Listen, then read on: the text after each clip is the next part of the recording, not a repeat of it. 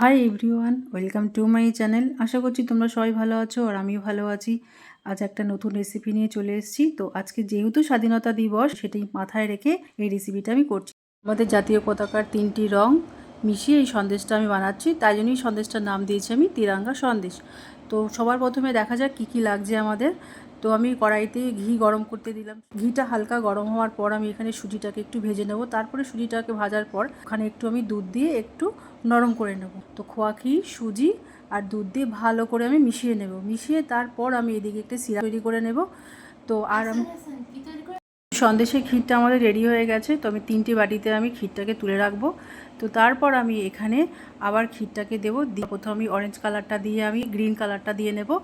দিয়ে তারপর আমি এখানে একটা পাত্রের মধ্যে ঘিটা ভালো করে মাখিয়ে নিয়ে তারপর সবার প্রথমে আমি অরেঞ্জ কালারের সেই ক্ষীরটা করেছিলাম সেটা দেবো। তারপর সাদা রঙের ক্ষীরটা দেবো। তারপর আমি যে গ্রিন কালারের ক্ষীরটা দিয়েছিলাম সেটা দেবো।